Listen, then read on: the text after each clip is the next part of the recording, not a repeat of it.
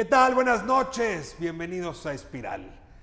No hay manera de mantenerse neutro frente a la discusión en México sobre el matrimonio igualitario.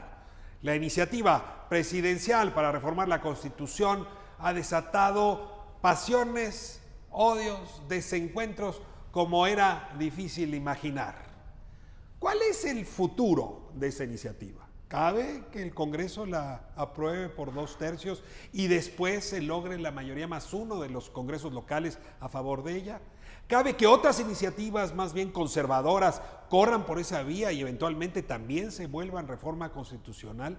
Ese es el tema que hoy merece discutirse, porque siento o se percibe que hay mucha paja alrededor de esta discusión que es eminentemente jurídica. Y quizá esto es así porque hay una carga simbólica alrededor de esa iniciativa que también merece discusión y que quizá no es paja, sino la parte más interesante. Hoy hablaremos de matrimonio igualitario, distintas formas de familia, derechos de los niños, educación sexual en las escuelas, todos esos temas que hoy provocan calor en la discusión en la calle y desde luego mucha en las redes sociales. Comenzamos.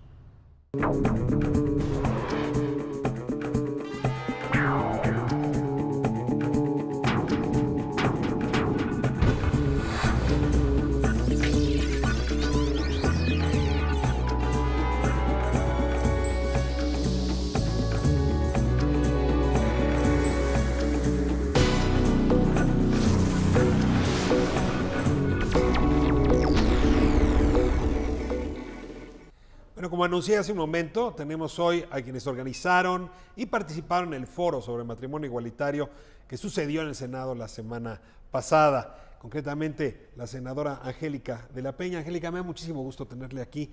Sé que ha estado promoviendo una discusión intensa en el Senado. Bienvenida. Muchas gracias por la invitación y muchas gracias también por tocar este tema.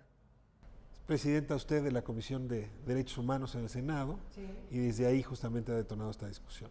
Sí, desde esa comisión y también mi propia calidad de senadora de la República, que estoy comprometida con el tema, me parece que es un asunto que plantea una propuesta muy importante antidiscriminatoria y yo creo que México tendría que dar el salto para ser congruente, por cierto, con el artículo 1 de la Constitución. El debate ha sido intenso y hoy vamos a tratar de capturar algunos de los elementos más importantes. Le doy también la bienvenida a Hilda Telles. Hilda, me da mucho gusto tenerte de nuevo aquí en Espiral. Hola, muchísimas gracias por la invitación, Ricardo, y pues yo me presento, Hilda Telles, defensora de derechos humanos. Mucho gusto, y estás justamente en el colectivo que ha estado metido en esta discusión. Así es, ahora en el colectivo llamado Movimiento por la Igualdad en México, que somos un grupo de hombres, mujeres, defensoras de derechos humanos, activistas por los derechos LGBT y que nos hemos organizado también para sumar y articular las voces del país para poder dar impulso y acompañamiento justo a la iniciativa que se presentó el 17 de mayo en la Presidencia de la República. Muchísimas gracias y le doy la bienvenida al profesor, al investigador, al abogado José Luis Caballero. Muchas gracias, Ricardo, por la invitación. Pues yo estoy aquí como académico de la universidad, interesado, involucrado, investigado los temas de la igualdad y la discriminación desde hace muchos años y comprometido también con el tema de la agenda de la diversidad sexual. Bueno, vamos a entrarle a saco con la discusión, hablando de la iniciativa que envió el presidente sobre el matrimonio igualitario, que sorprendió a muchos. Hay quien dice que incluso a integrantes destacados de su gabinete que no se esperaban este paso adelante de parte del presidente.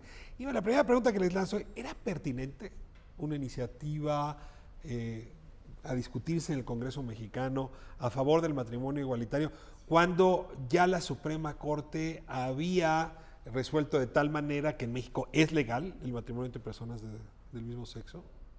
¿Era relevante, era pertinente? Bueno, yo creo que hay dos opiniones que son las que se han vertido respecto a que no era pertinente porque fue justo antes de la votación de junio y en donde el PRI pierde pues varias de las gubernaturas que estaban en contienda. Pero me parece que ese es solamente un pretexto. La pregunta es, jurídicamente, ¿el sistema legal mexicano necesitaba de esta ley? Yo creo que sí lo necesita porque, a ver, México desde junio del 2011 ha venido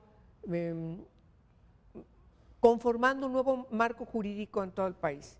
no solamente en la legislación federal, sino también en la legislación local, desde un enfoque de derechos humanos. Y entonces la pregunta básica es, ¿los derechos de las personas de la diversidad sexual son derechos humanos, sí o no? Me parece que eso es lo básico, porque todos decimos que a partir de la reforma en materia de derechos humanos, todos los derechos de todas las personas, sin ningún tipo de discriminación, son derechos humanos.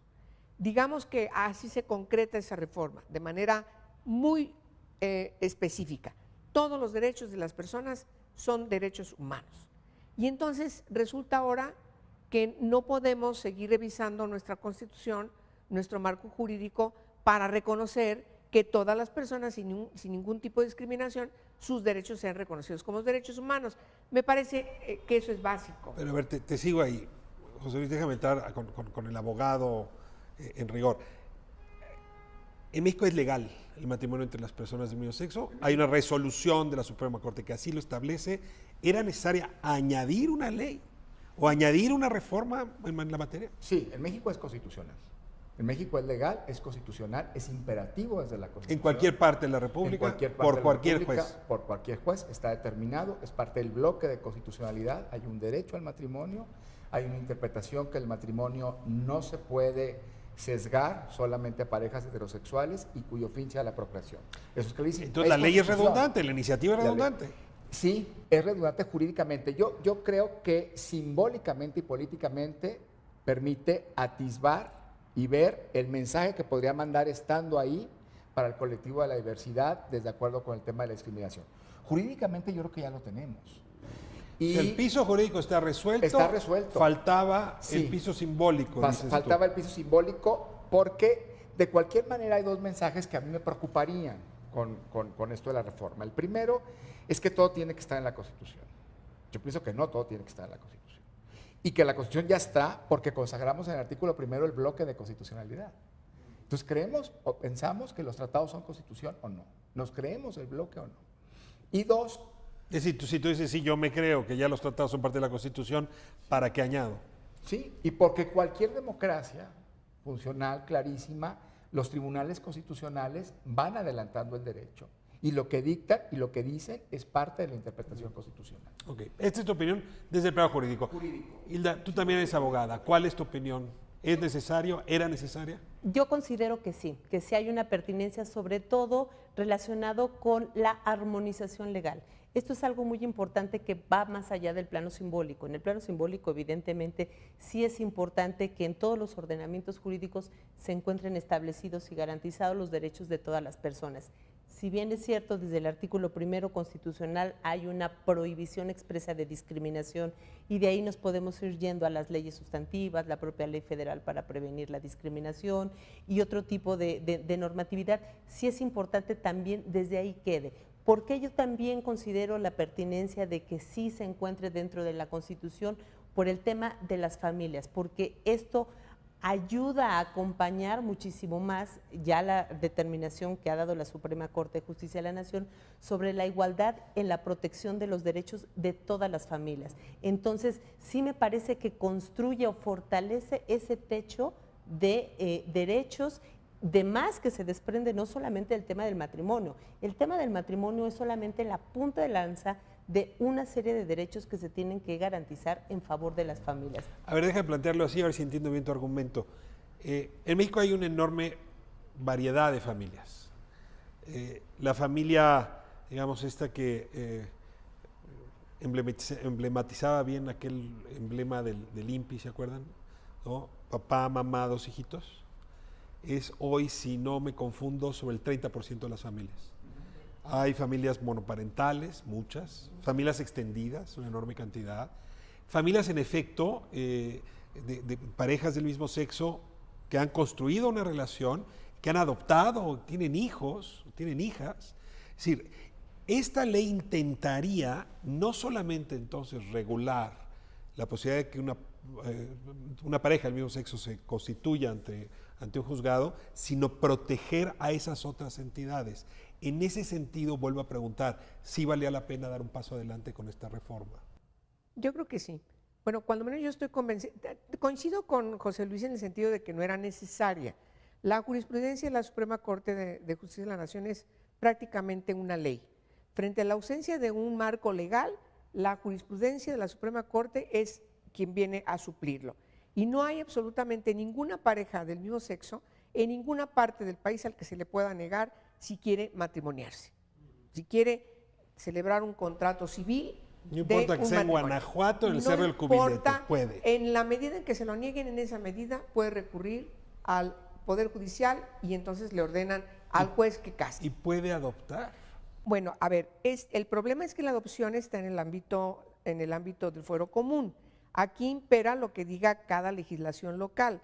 En el caso, por ejemplo, de la Ciudad de México, aquí no hay ningún problema, se puede adoptar. La iniciativa del presidente ¿tiene incorporado el tema de la adopción o La no? iniciativa del presidente como tal, no. Entonces, no hay, el tema de adopción no está a discusión. Porque no lo puede decir la Constitución.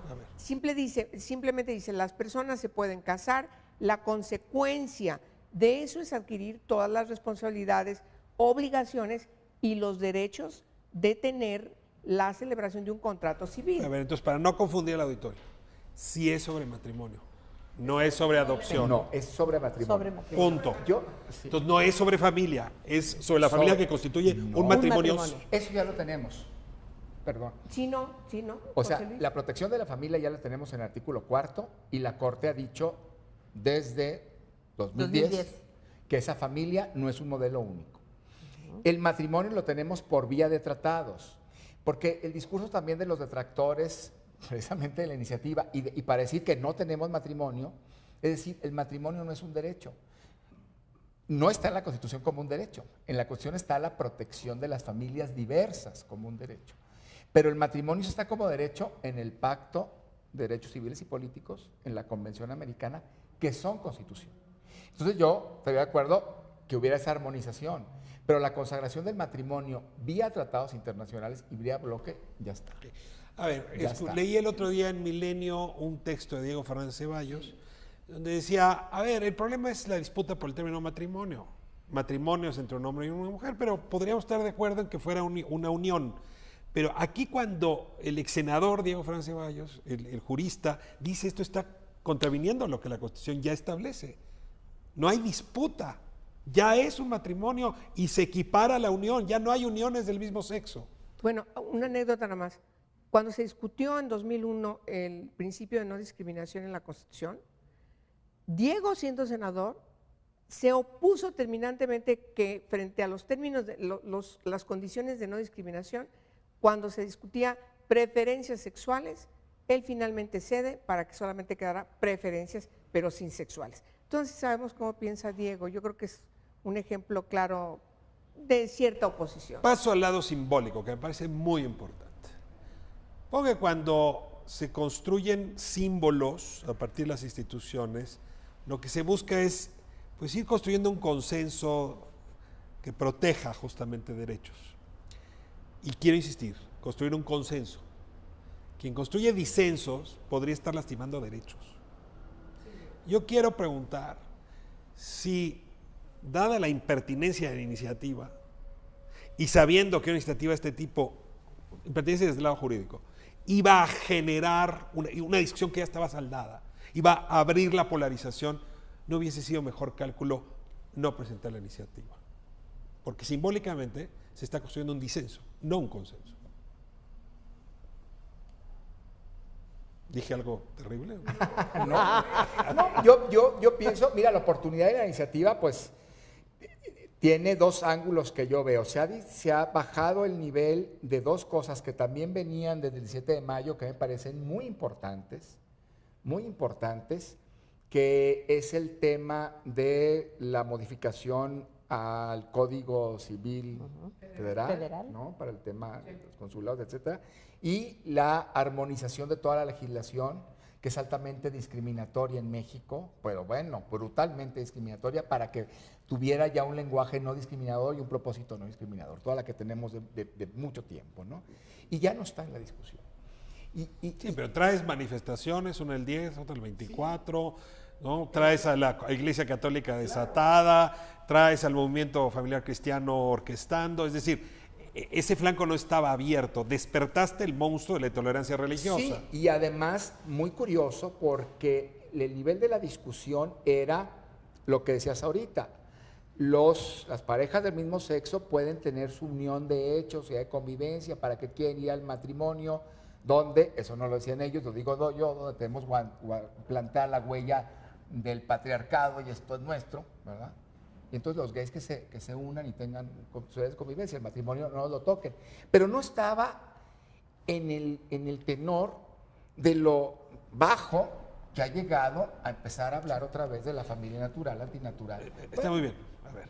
Entonces eso Déjame hacer la pregunta desde el plano político, ya volvimos al jurídico. O sea, es innegable que este país tiene su cerro del cubilete. ¿Tiene qué? Su cerro del cubilete, es decir, bueno, sí. hay y con derecho de estar y de exigir y de demandar una corriente conservadora frente a este tema muy amplia y muy conectada a argumentos de fe, no jurídicos ni de razón. Aunque no son todas las voces de la iglesia. Pero a ver, vamos a decir que ahí está esa realidad. ¿Sabías que una iniciativa de este tipo les ibas a dar entrada a la discusión y que lo ibas a hacer con mucha fuerza? Pregunto, Angélica, ¿políticamente era pertinente? Yo estoy convencida de que sí era pertinente. Voy a decir, hay una cuestión simbólica muy importante que yo quiero vindicar. Por primera ocasión, en Los Pinos, se recibe todo el movimiento lésbico gay, trans. Se siente el presidente a platicar, a conversar, a discutir los términos inclusive de cómo va la reforma, porque es verdad que el presidente se puso a platicar cómo tenía que estar la reforma, escuchó las propuestas del movimiento y eso me parece que es un mensaje muy importante que no se ha valorado. El simbólico, por primera vez en Los Pinos, yo no recuerdo un evento anterior en donde el movimiento abiertamente se haya sentado con un presidente de la República. Eso me parece que es un mensaje muy, muy pertinente.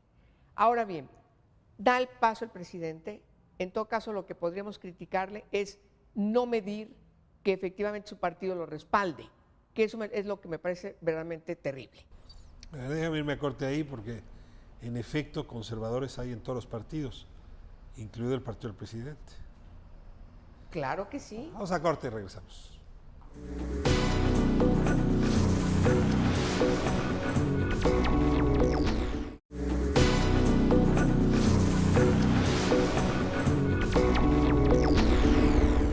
Estamos de vuelta en Espiral, hablando sobre matrimonio igualitario. Para resumir el bloque anterior, el matrimonio igualitario ya es parte de nuestra vida legal y de nuestra vida constitucional antes de la iniciativa del presidente. La acción en la que estamos es era pertinente, además, presentar esta iniciativa. Hay voces distintas. Legalmente, dice José Luis, no era necesario. En realidad todo está jugando desde el plano simbólico. Nos fuimos a corte hablando cómo esta iniciativa, en lugar de construir un consenso, está produciendo un disenso, una polarización muy seria entre mexicanas y mexicanos de distinta ideología, creencia, en fin. Yo quisiera que me ayudaran en este bloque a hablar de lo que no es la iniciativa. Nada más para precisar, porque yo leo una serie de críticas a la iniciativa que no se concuerdan con la realidad nuclear. A ver, ya dejaron ustedes en el bloque anterior. Esta iniciativa no habla de adopción, porque la adopción es del fuero local. Entonces, nada que ver con matrimonio y luego adopción. ¿Algo que añadir con eso? No habla de eso. No, y no solamente no tiene que ver con nada con adopción y porque se trate del fuero local, sino también porque la adopción para una persona no heterosexual jamás ha estado prohibida. Es que de pronto ahora es como voltear la mirada, y eso pasó desde el 2010 con la discusión a la reforma hoy, al Código si eres Civil. homosexual, tú puedes adoptar y ha estado siempre. Toda la vida. Nunca ha habido un impedimento por condición de preferencia u orientación sexual. O sea, Nunca el DIF, el juez, no te pregunta hoy cuál es tu orientación sexual. No ha pasado. No hay en ninguna. O sea, vas al DIF federal, todo. Donde hay, digamos, esos tipos de filtro puede ser en los espacios privados que tienen otro tipo de alineamientos que incluso el Estado tendría que estar más pendiente, sí, en el tema de adopción. No se trata de adopción y en México es también legal adoptar independientemente de tu orientación o preferencia sexual. Absolutamente. No tiene que ver con eso. A ver, siguiente crítica, destruye a la familia. A ver, Es un argumento muy fuerte. Es lo que están queriendo hacer es destruir a la familia. Sí, No, fíjate. bueno. Sí, no, digo, es el argumento que el lugar común que se utilizó, hay que decirlo, en todo este seguimiento del derecho comparado. Hay bandos de detractores persiguiendo en España, en Argentina, en Estados Unidos. O sea, es el mismo argumento, destruye a la familia.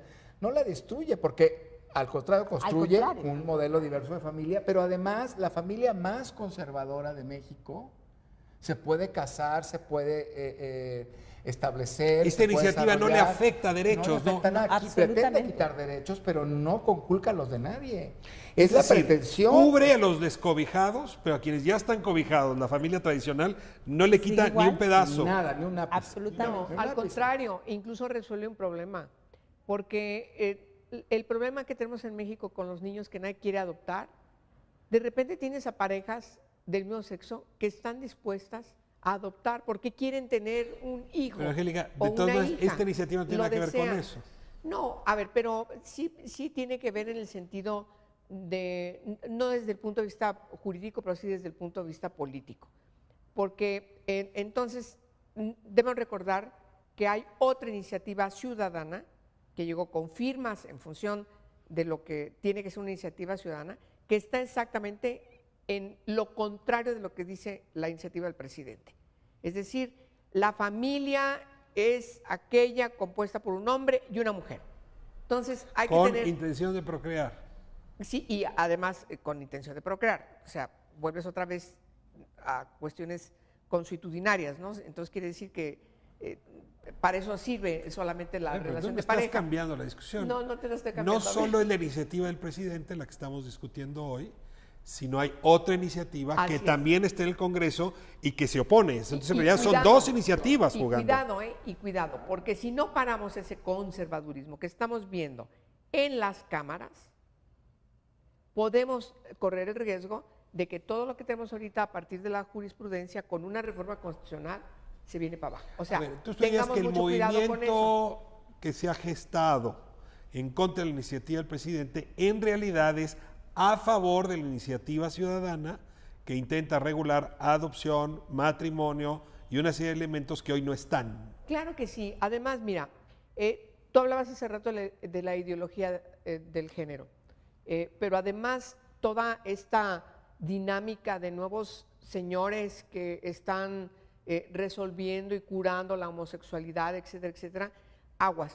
Otra vez volvemos a antes de los 90, antes de que la Organización Mundial de la Salud definiera que la homosexualidad no es una enfermedad, no es una perversión. Entonces, tenemos una iniciativa del presidente que regula algo que ya es legal en México, que no se mete con la adopción porque ya es legal en México que las personas, independientemente de su orientación, puedan adoptar. Y ahora pasamos a el tema de la familia y nos mete ahí en una lógica de mayor detalle. La idea de que estas iniciativas o este contexto podría estar atentando contra los derechos superiores del menor. O sea, el menor tiene derechos a no estar en una familia de personas del mismo sexo. Ese es un poco el argumento. A ver, yo quisiera una reacción. No, sin duda. Los menores de edad que están susceptibles para poder vivir en adopción, lo que tienen derecho es a vivir y crecer en una familia que les brinde un desarrollo, amor y cuidados. No dice nunca tiene derecho a tener una mamá y un papá. Eso en ningún ordenamiento está. La iniciativa que presentaron las ciudadanas sí lo pide. Sí, claro. Así lo piden. Sí, sí. Que Pero solamente hoy- puedas dar sí, una adopción claro. si tienen mamá y papá. Claro, pero hoy en día no está así. Lo puede hacer como Lo puedes hacer. padre soltero, madre soltera, en pareja, del mismo sexo, de distinto sexo. Pero yo quisiera, si me Bueno. permite, Ricardo, regresarme un poco. Por ejemplo, cuando la pregunta que si esta iniciativa protege derechos, pero también descobija a otras familias. Sin duda alguna no es así. Si nos vamos a las parejas que en vía de hecho, que históricamente por no poder contraer matrimonio han vivido hombres o mujeres, viven, conviven, forman una familia de hecho, construyen un patrimonio, pero no gozan de la protección de la ley.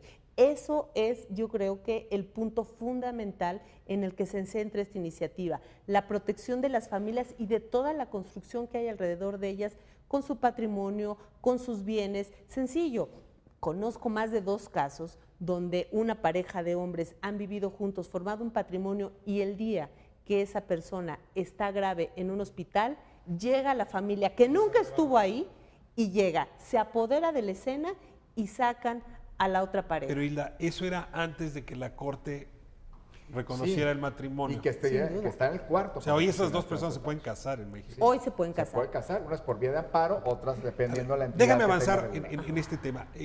Los niños, ¿no? El derecho de los niños está lastimado, y luego además hay una discusión todavía más fuerte, y es que si ustedes han visto los espectaculares, dicen no te metas con mis hijos. Un poco la idea de que la educación pública traería contenidos que no están velando por el interés superior del menor. O sea, no solamente es el tema de adopción, sino ya la educación sexual o la salud sexual y reproductiva que se enseña por la vía de las ciencias en las escuelas, todo eso estaría atentando contra el menor. Este es el otro argumento con el que me gustaría que reaccionara. Bueno, pero además es una falacia, porque está totalmente comprobado que entre mayor información tenga una niña o un niño, más condiciones tiene de protegerse. Una niña o niña que no recibe educación sexual, que no sabe diferenciar su derecho sexual o el derecho reproductivo, lo único que nos está llevando a que tengamos un problema gravísimo en México de altísimos niveles, que cada año se ven de embarazos en adolescentes. Pero a ver, senadora, ahí le respondería alguien del movimiento familiar, sí, pero los papás son los que deben decidir qué información y qué educación le dan a sus hijos, no la escuela. ¿Qué respondería? Yo creo que la educación sexual es un derecho que tiene que darle sus padres, sus madres, y también la escuela. Porque hay cuestiones, es una educación también es eminentemente científica. Yo no creo que tengamos que volver a los años 30 o 50, en donde el tema de la sexualidad es un tema tabú. Porque, Ricardo, perdónenme, pero lo que está en el centro de toda esta discusión y el centro de toda la reacción de la Iglesia Católica y los movimientos conservadores es el tema de la sexualidad. Volvemos otra vez a esas épocas del medievo en donde la sexualidad es lo que está en la disputa. Perdón, sí. Así es. Sí, y fíjate que es muy interesante porque llevamos el tema del matrimonio al tema de la adopción, ¿no? La protección de los niños de esas y esos que son depravados y que no los van a educar, y atrás de la ideología de género, que es un desarrollo científico que ha tenido mucha claridad en las últimas décadas y que México ha llegado tardíamente y que se ha Es que yo ahí sí tendría una diferencia, y te desafío con el término. A ver. Yo no creo que los argumentos o las teorías de género sean una ideología. No, yo tampoco. Yo acabas de usar tú el término. No, pero porque lo estoy poniendo, lo había puesto entre comillas, es el cliché con el que los grupos conservadores están descalificando una base científica. Si se quiere equiparar al comunismo, se quiere equiparar al neoliberalismo, es decir, como una ideología que dicen ellos desde la ONU, desde la ideología de la seguridad nacional, por ejemplo, que se combatió por el tema de las dictaduras en el Cono Sur, la ideología comunista por el otro lado en contrapartida, la ideología de género. Yo descalifico un movimiento científico plural que intenta desterrar el patriarcado, el androcentrismo, que intenta movilizar la diversidad incluyente para reducirlo y entonces decir esto es como lo que están diciendo ahora, ¿no? La dictadura gay.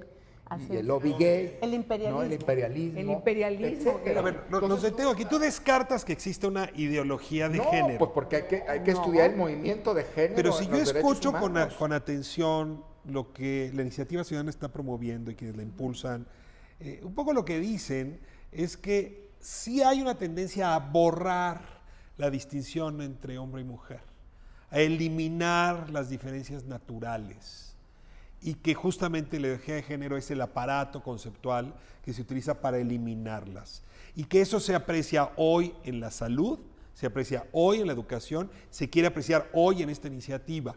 Les pregunto cómo reaccionar, porque tiene sus argumentos, es decir, no puedo aquí cerrar el programa y decir están muy mal, ¿no? A ver, ¿por qué creen que esa argumentación está equivocada? Está equivocada, perdón, porque está construyendo una perspectiva de unos nada más, porque el género es una construcción social, que atribuye roles y características a los sexos, y porque esa atribución social de roles y características a los sexos ha servido para oprimir, y ha servido para descalificar, y ha servido para someter. Hilda.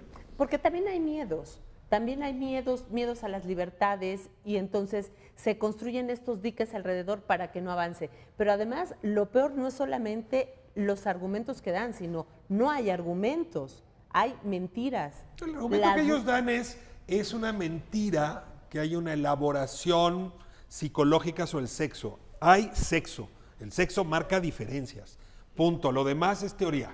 Así es. Eso es lo que te dirían ellos. ¿Qué les responderías? No, pero también la información que difunden, por ejemplo, es desde el Estado van a permitir o van a fomentar que los niños sean niñas o se vistan así desde las escuelas, y si te opones vas a ser encarcelado. Esas son mentiras. Ahorita voy hacia allá, pero concretamente lo que sí dicen es que están queriendo igualar al punto donde ya van a desaparecer los baños de hombres y mujeres. Ay, No, esa es otra mentira. Bueno, Esa es porque otra claro, mentira. la ideología de género lo que quería es borrar las diferencias al punto donde ya no va a haber baños de hombres y de mujeres. Es que yo sí creo que es muy importante escuchar al otro, porque si no, muy rápido reaccionamos. A ver, ellos no creen en el género como una construcción social. ¿Por qué tendrían que tener razón los otros? Ustedes. Yo creo que aquí estamos frente a una situación que tiene que ver también con una evolución. O sea, tú sigues manteniéndote en la época en donde simplemente actúas de manera cuadrada, no ves nada de lo que está a tu alrededor, o avanzas hacia una evolución incluso científica. Es como volver a regresar otra vez a la época en donde se decía que la Tierra era plana. Idéntico. O sea, perdón, o que ya sé que me estoy metiendo en cosas que a lo mejor a mucha gente no le va a gustar, pero científicamente, perdón, no está comprobado que el mundo se haya construido en 7 o 6 días, no sé, francamente, ¿no? O sea, en contra de la teoría darwiniana. O sea, yo creo que lo que está en el fondo de esto es querer poner diques de conservadurismo, es decir, de gente que no quiere cambiar, que no quiere modificar su pensamiento anquilosado para ver otras cosas. ¿Cuáles son las otras cosas? A ver, a mí me preocupa mucho que detrás de todo esto, insisto mucho en el asunto de la sexualidad, porque detrás de todo esto está también una reacción contra el divorcio, una reacción contra que las mujeres trabajen, porque son las responsables de crear a los hijos, es decir, volver otra vez a la naturaleza de las mujeres madres que deben estar cumpliendo con su responsabilidad natural de ser madres. Aguas, todo lo que está detrás de esto es ese pensamiento anquilosado que no quiere cambiar, por eso son conservadores. Ahora bien, ¿qué es lo que tenemos enfrente? Pues lo que tenemos enfrente es que hay principios fundamentales de los derechos humanos, como es el principio de la no discriminación. No podemos permitir que este principio de no discriminación simplemente sean letras muertas en la Constitución o en las leyes. Tenemos que actuar en consecuencia y resolver todas las formas de discriminación que hay contra las personas por cualquier tipo de condición. Ese es el centro que está alrededor de la discriminación de las personas de diversa orientación sexual. Entonces, antes de cerrar, regreso al tema. El desconocimiento de la identidad de género, que no es la identidad que se produce por la biología, sino por lo que... No lo sexual o género. Es lo que la sociedad le asigna al género, ¿no? El desconocimiento del género puede producir discriminación. Por supuesto. Sí, claro que y la sí, ha producido. Claro, Porque porque entra. construyes prejuicios Así es. alrededor. Y entonces niegas derechos, y entonces niegas un espacio para que exista una persona a la escuela con una identidad de género distinta a la biológica con la que nació, y le niegas el acceso al empleo, y le niegas el acceso al Sí, reconocimiento por ejemplo, jurídico. decir, las mujeres no están interesadas en política, no les demos el voto. Claro. Claro, ese es el mismo Esa era pensamiento. un argumento de género. Ajá. O sea, el género sí se construye sobre el sexo. Exactamente. Sí. Y se ha si no construido. reconocemos el género, Claro. no podemos reconocer que se les negó el voto con este argumento. Años. Como otro parecido. Sí. No permitamos el divorcio, porque si se da el divorcio, se separan los bienes y las mujeres son muy malas administrando. Va a haber problemas económicos. Esa es una acción de género eminentemente. Ese género ya estaba. No es que el género esté construyendo ahorita, ya estaba. No, el Y género en función del género claro. se han construido los paradigmas Sí. para diferenciar Y los a las estereotipos personas, y los sexistas estereotipos. también. Sí. No, es súper interesante porque todo el tema de la igualdad está cruzado por eso. El otro, en esta la misma raza, orden de todos. ideas, la otra crítica fuerte es que como en otros países, por ejemplo Noruega, la idea es que los niños a los 4 años puedan decidir si son niño o niña. Esta es una de las críticas más fuertes. Es decir, en Noruega, como ustedes saben, el niño nace con sexo neutro y después el niño se adscribe. Ahora nos dicen que lo que la iniciativa del presidente está procurando es traer esta lógica, que el niño se adscriba cuando él quiera y entonces que a los 4 años sea cuando decida. Déjenme irme a corte y me ayudan a analizar este otro planteamiento de los niños sin sexo hasta los 4 años, según la iniciativa presidencial. Por lo menos eso dicen. Vamos y regresamos.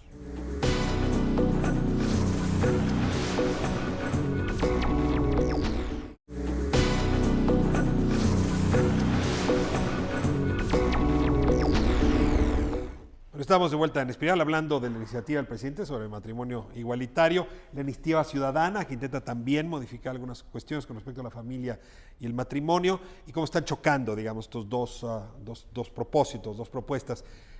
Me faltaba uno de los temas críticos que se han venido presentando justo a la luz de las manifestaciones. La idea de que los niños a los 4 años van a poder decidir qué sexo son. Yo no he visto eso en la iniciativa presidencial. No lo tiene. No está. No está. No, no está.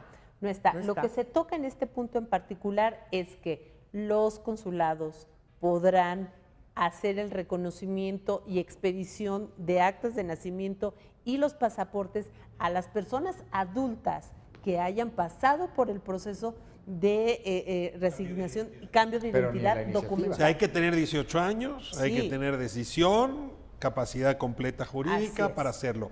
Es decir, nadie va a imponerle a tu hijo que sea niña o niño independientemente del sexo con el que nació. Sí.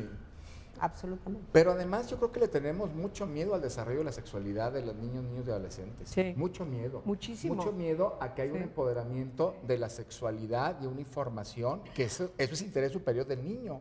Y no le tenemos miedo a todo el bullying que se genera, a toda la imposición de asumir roles de género desde la infancia, asumir preferencias de la infancia, a que los niños tengan que traer pistolas y Ahora, muñequitos. y la a que las discusión es niñas complicada, muñecas. porque esto de no A te eso metas le- con mis hijos, sí tiene que ver con que los padres tienen responsabilidad legal, psicológica, afectiva sobre los hijos y que puede haber agentes externos que no tendrían por qué estarle llevando información a esos hijos.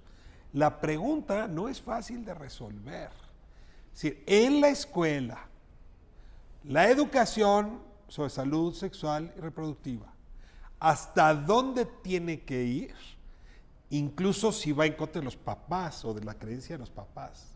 No es una cosa sencilla. No, no es- Y aquí les lanzo la pregunta. ¿Cómo construir un basamento de conocimientos científicos en la escuela que pueda ser común a todas las familias mexicanas? Porque si no, sí puede haber la sensación para algunos de que en esa escuela están conduciendo la educación de tus hijos más allá de donde tú quieres conducirla. Yo veo también otra discusión que está asentada en el ámbito nacional a partir de la iniciativa del presidente. Un poco antes. Empezamos con la Ley de Protección de los Derechos de Niñas, Niños y Adolescentes. El capítulo de educación y el capítulo de salud, donde reconocíamos los derechos sexuales y reproductivos en la educación o en la salud de las y los adolescentes. Hubo una reacción terrible de todos estos grupos que ahora están convocando a todos estos padres y madres a que marchen por las calles del país. Y claro que tienen una actitud totalmente comprensible de lo que quieren hacer, son congruentes con lo que quieren hacer. Y nuevamente vienen otra vez a poner al Estado, al gobierno, en una decisión que siempre han estado buscando. Lo intentaron, por cierto, con Fox, lo intentaron con Calderón, ¿Qué es? y hoy lo están. ¿Cuál es? ¿Tener el control de la educación? Claro que quieren tener el control de la educación en el país. Y entre otras cosas, deje de ser laica. Está muy bien. ¿Hay forma de construir un basamento en el que todos estuviéramos de acuerdo? El aula es un lugar en disputa, lo que se enseña en el aula. Pues el dato científico, ¿no? Por ejemplo, el Pacto de Derechos Económicos, Sociales y Culturales dice que los padres tienen derecho a decidir también intervenir en la educación de los hijos. Pero el dato científico es lo que dice el artículo 3º de la Constitución. Y ese dato científico es el que tiene que regir dónde están los lineamientos. Y el basamento es el dato científico, la discusión científica de estos temas. Yo creo que sí. Sí, los términos del tercero constitución, laica, gratuita y científica. Voy con la última crítica que va en relación a esto, es aquellos padres que estén en contra de la ideología de género, y ya más o menos desgranamos qué se quiere decir por la ideología de género, serán perseguidos, serán criticados, incluso podrían perder a sus hijos. Así está el argumento. A ver, claro, si la escuela defiende la cientificidad de las materias y hay un padre que se opone a esa cientificidad, puede sentirse agredido y de ahí, pues sí, extrapolan a decir, serán criticados, sufrirán persecución, así un poco la... ¿Qué responden a este argumento? Es una mentira. Es que yo creo que es una mentira. Sí, es una mentira. Pues porque queremos vivir en una democracia, ¿no? Sí, totalmente. Mira, ahora lo vemos con esta parte de cómo llegar hacia los niños este tipo de información, a los niños y a las niñas en las aulas, pero es también cuando se dio este paso de evitar la agresión física en la educación a los niños. Las escuelas tenían por protocolo que dar aviso a las autoridades si se percataban que los niños llegaban con golpes desde la casa. Y entonces también la reacción, aunque mucho menor, era, y ya no puedo educar a mi hijo, porque parte de la educación tiene que ver, pues, con la nalgada oportuna. Te tengo ahí. Este es un gran cambio. Antes la casa era un lugar donde no podría meterse el ojo público. Nadie. Si yo golpeaba a mi mujer o a mis hijos, nadie se podía meter. Eso sí ha cambiado. Es decir, claro. Hoy... Cuando tú le pegas a alguien, dañas derechos de tercero y le abres la puerta de tu casa porque se meta la policía. Claro que sí. Eso es lo que está en el fondo. Claro. Sí. Al final también es el miedo de no permitir en estos espacios hasta dónde se quiere limitar el tema de la educación y hasta dónde yo como padre pretendo hacerlo. Y el ojo público, ¿no? Yo me acuerdo de esa tesis de la Corte, que luego cambió, pero fue años, que no había violación entre cónyuges, que era exceso del ejercicio de un derecho, que era el débito conyugal. Y es la intimidad y el ojo público, no debe intervenir el Estado. Bueno, ¿cómo hemos caminado? Hemos cambiado. Y es ese ojo público el que tendría que estar también en la educación. Ahora, los que están defendiendo estos puntos de vista, eso no quiere decir que sean violentos en casa, ¿no? No. Es una acusación que sería muy complicada. Pero en ese discurso de la violación entre cónyuges, sí estaba el mismo ojo diciendo es un exceso. Pero, ¿tú ves alguna posibilidad de que alguien se ponga a perseguir a un papá jurídicamente, penalmente, civilmente, porque está en contra de la ideología de género? No, bueno, a ver, yo creo que ese tipo de cuestiones simplemente no pueden pasar. Me parece que, primero hay que aclarar una cuestión. También tener una religión es un derecho humano, como no tenerla. Y el derecho de cada familia a inculcar la religión que quiera a sus hijos, hijas, tampoco está cuestionado. Nadie lo pondría en cuestionamiento porque está inscrito también desde el enfoque de derechos humanos. Es importante señalar. Sí, la libertad para que no demos lugar a dudas de que nosotros estamos exactamente al revés de lo que ellos aparentemente están protegiendo.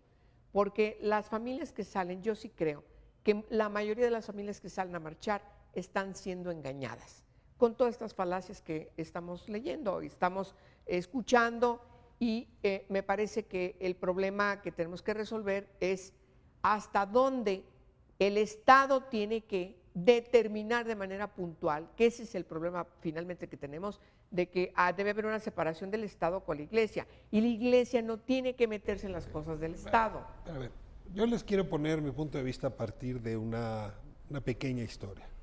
1929, el Distrito Federal legalizó el divorcio. Hubo mucho enojo en el resto de las entidades. Se hablaba de que el Distrito Federal estaba destruyendo la familia al permitir el divorcio. La oposición fue enorme. Para 1940, todas las entidades habían legalizado el divorcio. También hay procesos de evolución jurídica y social que no estoy seguro que se deban violentar. Porque O sea, si de se toma de viola. conciencia A ver, si en cultural, 1929 alguien hubiera presentado una iniciativa casi a nivel de ley general o reforma constitucional, obligando a que todas las entidades dieran por bueno el divorcio, yo no sé qué hubiese pasado, porque más andamos con el movimiento cristero entonces. Sí, terminando la guerra. Entonces, a ver, voy hacia el siguiente tema. Yo entiendo que hay un asunto de progresividad de los derechos, de ampliación, sí, en el hay. margen siempre, ¿eh? O sea, Sí, uno pero- no brinca 10 kilómetros en garrocha, No, en el Pablo, margen sí. se van empleando. Sí, pero aguas con los retrocesos. A ver, Aguas con los retrocesos. a ver, aquí te pregunto con seriedad. Uno, ¿hay posibilidad política de que avance la iniciativa del presidente? Es decir, que reúna votos en el PRI, que reúna votos en el PAN, que reúna votos en el PRD, que reúna votos con Morena, que reúna votos con Encuentro Social, es decir, suficientes para hacerla avanzar, o seamos sinceros, no tiene posibilidades de transitar en el Congreso. Pregunto, senador. Y las legislaturas después, que ese es Y el de- tema. una vez que den el Congreso. 32. A ver, si los partidos la encabezan, en este país las legislaturas siguen, pero, Bueno, ok, te sigo. ¿Cabe la posibilidad? Yo creo que si va el partido del presidente y crea acuerdos, yo creo que sí se puede lograr. El partido del presidente está partido. Por eso, pero Entonces, no. ese es el problema. O sea, ya dijo la mitad del partido del presidente que no es prioritaria. Ese es el problema. Entonces ya viste la respuesta, no va a prosperar. Es muy probable que no prospere. Te pregunto ahora la contraria. ¿Cabe la posibilidad de que la iniciativa ciudadana, digamos, contra el matrimonio igualitario, contra la adopción de personas homosexuales, pueda prosperar? ¿Tiene con qué prosperar? Yo creo que tampoco va a prosperar. ¿Junta votos? ¿Construye consensos? Yo creo que tendría que haber una gran reacción como la que está teniendo ahora contra quienes están prácticamente incitando una campaña de odio contra los homosexuales, lesbianas, trans, etcétera, etcétera, ¿Y tú etcétera. conoces cómo están las fuerzas políticas en este país? ¿Cabe que se haga un consenso de 2/3 para sacar adelante la iniciativa Yo ciudadana? creo que 2/3 no lo logra. Bueno, y menos tampoco las drogas. No. A ver, entonces no estamos discutiendo una iniciativa presidencial. A ver, Yo lo que quiero preguntarle un poco a quienes encabezan, y concretamente de un lado y del otro, es si no nos estamos metiendo en un choque de sociedad del que nos vamos a arrepentir muchísimo tendríamos que y mirar que no a otro lleva a lado. ningún lado porque la discusión no es legal. Porque ya está. no, a mí me parece que sí tenemos que, no podemos dejar en exigir los derechos. Yo creo que los derechos iguales para todas las personas con diversa orientación sexual e identidad de género no puede simplemente mandarse un cajón porque a lo mejor no es plausible o no es políticamente correcto o a lo mejor se piensa que no es necesario. Yo creo que tenemos que seguir avanzando y tú lo acabas de decir ahorita muy bien. La progresividad de los derechos nos tiene que llevar a seguir avanzando. A ver, yo recuerdo la primera encuesta todavía con Rincón Gallardo para 2005. contra la discriminación. Había casi el 70% de las personas tenía una reacción contra los homosexuales o lesbianas, ¿sí? Ahora 8 de cada 10 no querían tener un homosexual así viviendo en es. su casa. No Pero querían, eso dijeron. no querían tener a alguien cerca viviendo en su casa. Hoy Y es menos de 5. Hoy es menos de 5, es decir, menos de la mitad. ¿Qué quiere decir? Que vamos avanzando poco a poco, sí vamos avanzando. Ahora, hay muchos tabús. A ver, me quedan 3 minutos y yo sí traigo un temor. ¿Cuál? Un choque social muy severo. ¿Tú lo crees? A ver, si la Conferencia Episcopal Mexicana está dando este respaldo y desde el púlpito están llamando a participar en las marchas y del otro lado no hay razón para no endurecerse, yo sí temo que el siguiente drama en este país no sea de narcotráfico y terrorismo, sea confrontación religiosa. Y ya sabemos lo que las confrontaciones religiosas provocan. Les pregunto a los tres, ¿cómo evitar ese barranco que a nadie nos conviene? Mira, yo creo que hay un área de oportunidad ahora, sin duda. Si la iniciativa no llega a su fin de manera exitosa, ¿qué sí está permitiendo también? Que como sociedad estemos en un punto y una posibilidad de hacer una discusión y cambio social, porque no siempre una iniciativa legal en lo inmediato acarrea el cambio social. Tenemos cuántos años que el artículo primero establece la prohibición de discriminar en el país por ciertas condiciones y eso no ha pasado. Sigue habiendo clasismo, racismo, homofobia, xenofobia. Entonces, la discusión así explícita y abierta vale la pena, no Vale importa la pena, el choque. sin duda alguna. Yo también lo pienso. Yo pienso que la discusión abierta vale la pena en un escenario que ha sido autoritario como este país, en un contexto social donde no se ha dado la voz a muchísimas personas, donde ha habido exclusiones. Yo creo que sí, reivindicar a través de la palabra es muy importante. Yo creo que la discusión vale la pena, merece la pena, a pesar del conflicto social. Angélica, cierras tú. Pues yo creo que tiene que prevalecer el Estado laico y el gobierno tiene que tomar decisiones que le corresponden, que no puede eludir. Yo creo que el subsecretario que se encarga de estos temas, el secretario de Gobernación, de veras es el peor hombre que pudieron haber tenido ahí. Es totalmente conservador, no conoce la ley de este país o no la quiere conocer, no la quiere invocar. Y yo creo que el gobierno sí tiene la pelota en su cancha para que deje muy claramente a las iglesias que no pueden violentar la Constitución. Yo estaba escribiendo sobre el tema, se me ha reclamado una y otra vez falta de neutralidad con respecto al tema, y la verdad es que no hay posibilidad de ser neutral. Pues no, Pues existe no. la neutralidad. Si me permiten, déjenme fijar también mi posición. Desde luego que estoy a favor del matrimonio igualitario, desde luego que estoy a favor de que las personas, independientemente de su orientación, su preferencia sexual, puedan adoptar, y estoy a favor de una cobertura amplia de las leyes con respecto a las distintas familias. Ese es mi objetivo radical y espero que algún día lleguemos a ese punto. Claro. Pero también estoy convencido que los objetivos radicales solo se alcanzan a través de estrategias moderadas. Porque lo contrario, estrategias radicales para objetivos radicales terminan promoviendo escenarios de odio, de ruptura, que acaban siendo peor de discriminatorios que antes de haber comenzado estas iniciativas. Entonces lo dejaría así, ese es el objetivo radical, pero hagámoslo con responsabilidad, hagámoslo con cuidado. Este país no se merece un motivo más de ruptura. Nos vemos próxima semana aquí en Canal 11. Gracias por habernos permitido entrar a sus hogares.